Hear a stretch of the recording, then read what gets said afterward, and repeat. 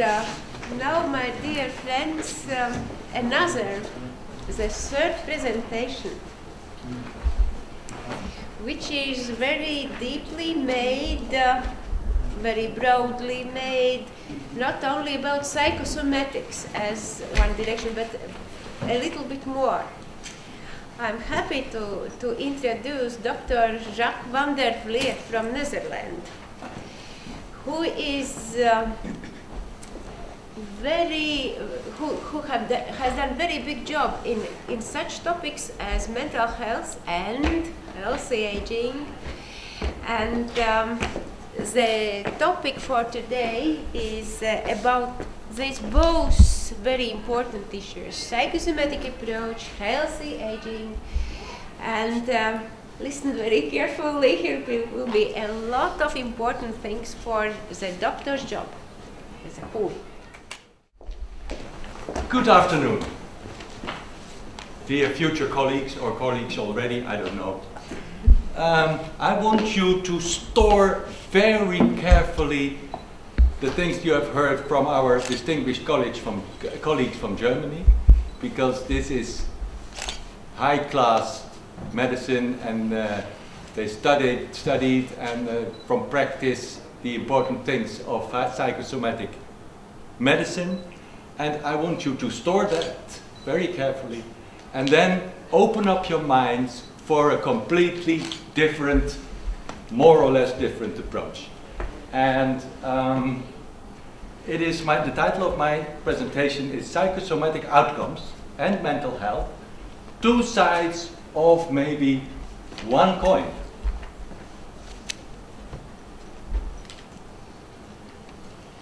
Another title could have been From Disease to Mastering Functional Capacity, or From Disability to Ability. Gunther very kindly introduced me as a chairman of 3 working groups in the CPME, and I am chairing this working group on mental health, as she said, the working group on active and healthy aging, and the working group on health and safety. Now, all these working groups deal with demographic changes, they deal with psychosomatic outcomes, and they deal with human behavior and philosophy in life even. Wow. And all 3 are interlinked. And in fact, it all comes down to mental health, I would say. Think about it.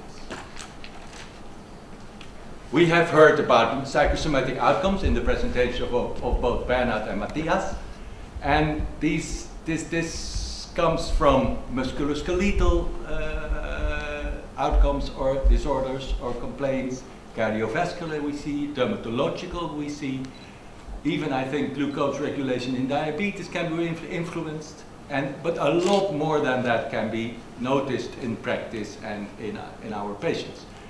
And we must notice, of course, also the relationship between psychosomatic and pure physical outcomes, and vice versa. Physical complaints going into a mental health complaint or disorder, and vice versa. So we know all this. Now, I would like to make this shift from tradition to new concepts. And that would mean that we would have to open up our minds to change, to think out of the box. And I think that young people are very good at thinking out of the box, coming with new ideas, doing new things, experience life in a different way, whatever. I think young people could do that. But still, it's important that also older people, and I'm a 65-year-old retired occupational physician, but I feel like 27, so I think that I can a little bit think out of the box as well. So, new philosophies of life maybe, and look for new paradigms. Just a quick word about the Standing Committee of European Doctors.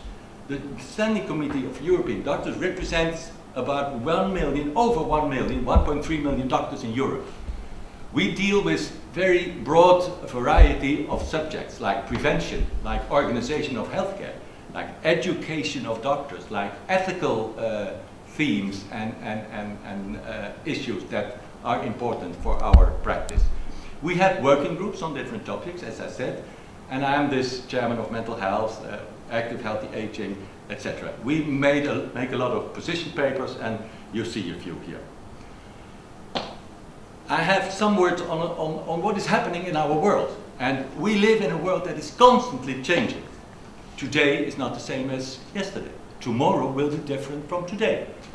And change is a constant factor we have to live with, we have to cope with, we have to, well, give a place in our life. And I think our parents and grandfathers also experienced a lot of change. Think back in let's say 80 years from back. But they might have experienced that in a different pace as we do, maybe. It's my view. We have demographic developments that are very important, like we have low birth rates, and also in Latvia this is a problem, and in all countries I think it's a problem. And in 2050, 30% of the population will be over 65 years old. 11% will even be over 80 years old. This will have huge consequences for workforce, for healthcare, for the carer society, and for society as a whole. We have a lot of mental health problems. 5 million people have dementia. Alzheimer is 60% of that, rising. Older people have high suicide rates. And it is very important that European doctors take a strong position here on these rising problems. And it has a lot of consequences for all doctors, and it exceeds the scope of an individual doctor, an individual physician. We need multidisciplinary working. Together we can be stronger and we can focus on the things that are important. There is a very important role for GPs, I think, as a network of carers and a network of carers. And the knowledge about aging, about mental health, is very important to have adequate knowledge.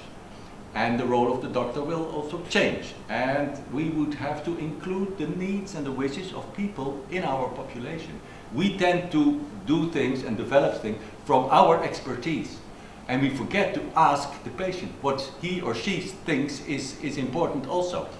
And so the consequence would be that we make new decisions, we make new developments about patients, but without patients. And that is something we have to take into account, that we include the needs and the wishes of the people in our population.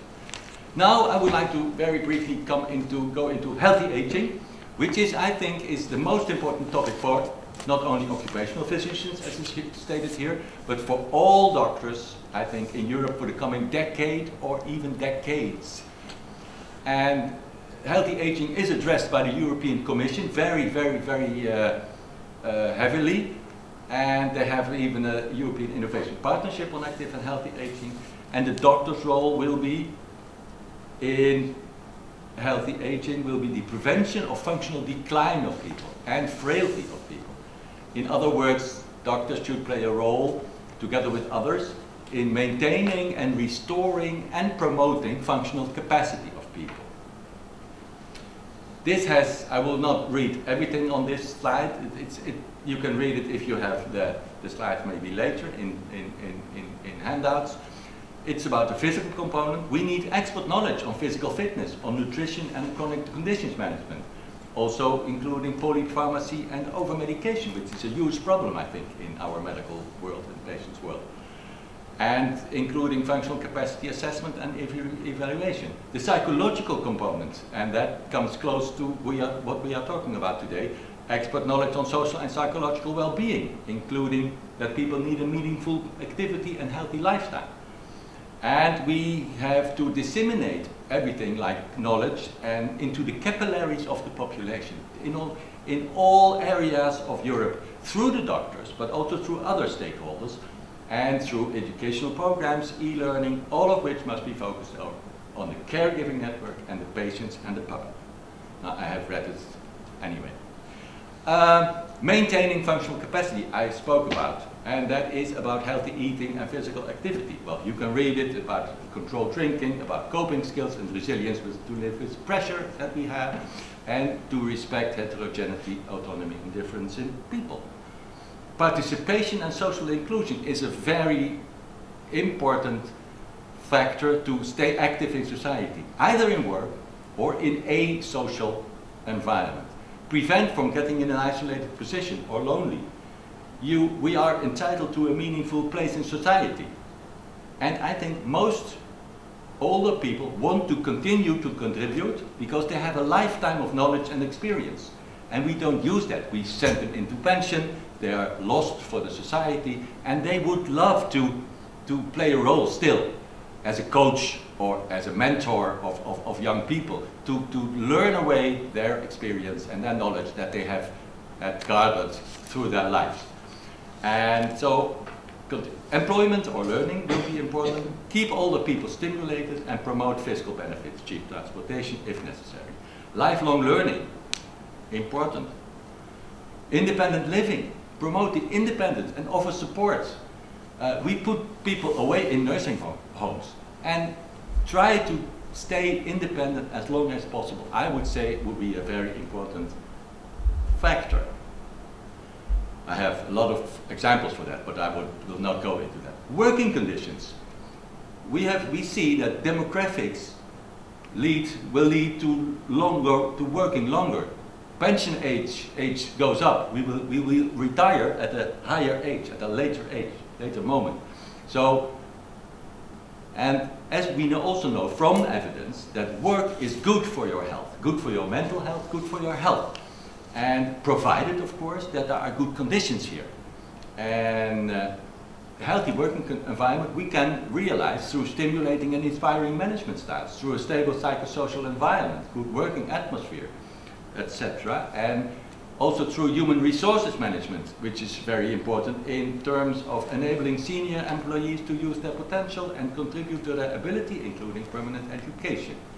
And the skills and experience must be passed on, as I said before, from senior employees as coaches or mentors to pass on their knowledge and experience.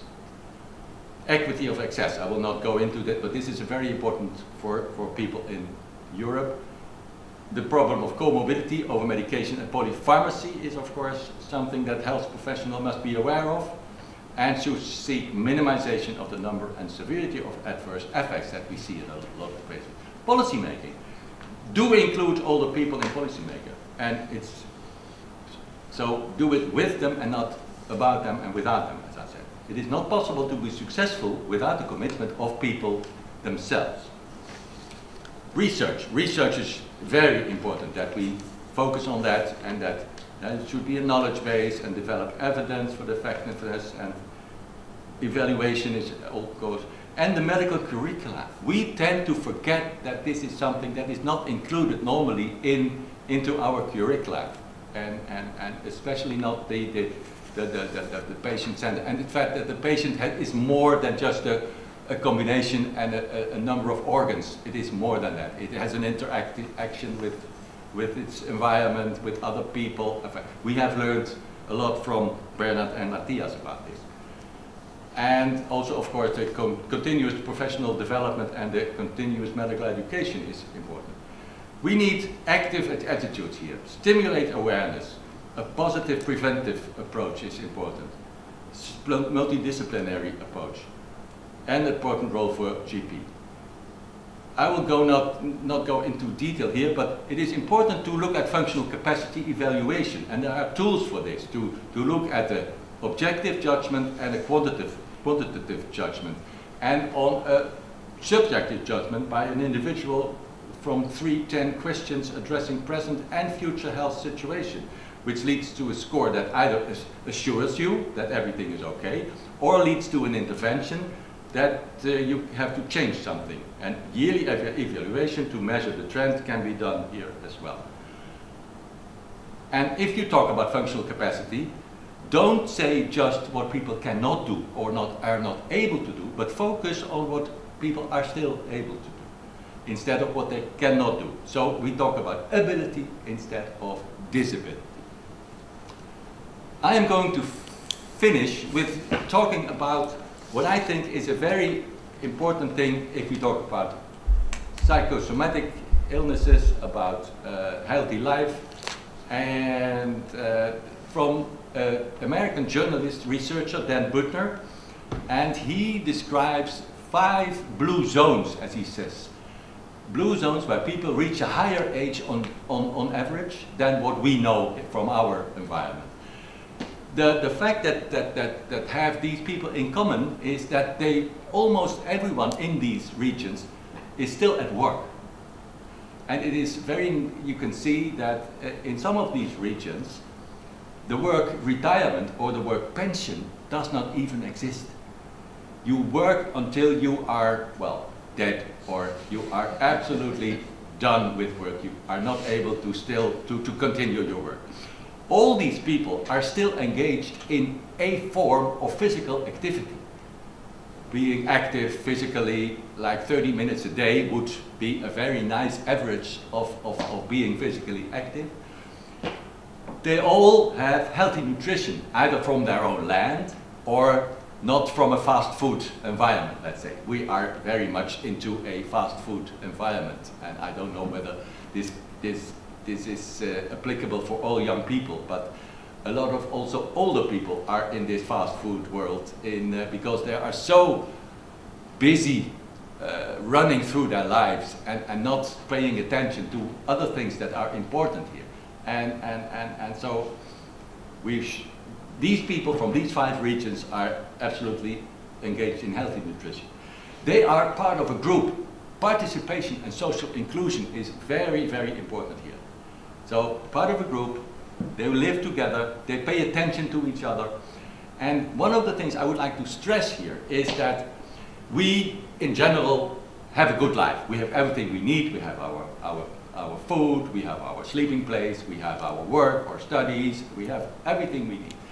And we tend to worry about the things that are not very good with us. We are worrying about what we lack, what is not right.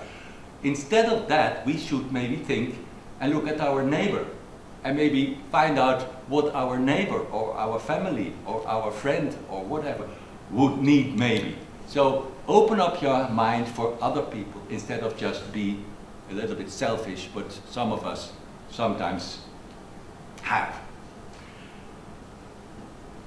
The next point is purpose in life. The Japanese people have a wonderful word for that. That is ikigai. And ikigai means that is the reason for you to get up in the morning. You have to have a reason to get up in the morning. And the reason to get up in the morning can either be go to work and have a hopefully nice working environment, or it could even be, if you are in a state of more or less retirement, it can be you go outside, you go and sit under your tree in your garden, you're going to pick the nuts that are in the tree, and you think about life, or you think about the next day, or whatever plans you may have, but have a purpose. That purpose is absolutely vital. And of course, last but absolutely not least, you need some good genes as well to be able to grow older. It's very important. It stops here. Whoa, how come? Help me here. It must be, I don't see the mouse. Yeah, sure. Try to get Oh, I should look there. Yeah. Yeah. Go to that. It's easier to look here. Okay. Slideshow. Or maybe the view. Oh yes, thank you so much. I have some final remarks for you to think about. And the first is about management and power that I like very much. It's from a famous German guy, Goethe, who says, and I don't know whether you have learned German in school in Latvia. Some of you might have. Some of us. Yeah, most will have. Goethe has said, I can tell you a beautiful story about how I know this, but I won't. Es kann sich wohl jemand mit allerhand künstliche Mittel eine Art von Namen machen. Fehlt aber dabei das innere Juwel, so ist es eitel und hält nicht auf den folgenden Tag. It means you can have a lot of tricks, you can have a lot of knowledge on systems and whatever, but you need that inner jewel to be able to really live through what you do and to be someone who also gives others something. And that is also in management of organizations, it is a very, very important factor. I have something to think about on age. You are never too young to be a teacher. And if I would talk to you individually, I would be certain that I can learn a lot from you individually. Because you have your experience, you have your knowledge already, and your ideas and dreams and whatever. So I could learn from you. And that's what I like about young people, really. But you are also never too old to learn. And that is the same thing, of course, that I could learn from you, and I would be open to be able to learn, to listen to you, and to get into my soul what you tell me. And the last one is about wisdom. And wisdom, I have read somewhere, is knowledge added with experience, which I think is something also to think about. And I think it's very true, really. Dear future colleagues, now go out and practice what I've told you in a long, happy and healthy life.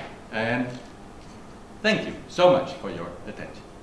Okay, more information you can get from sending me an email if you so wish. Thank you. Okay.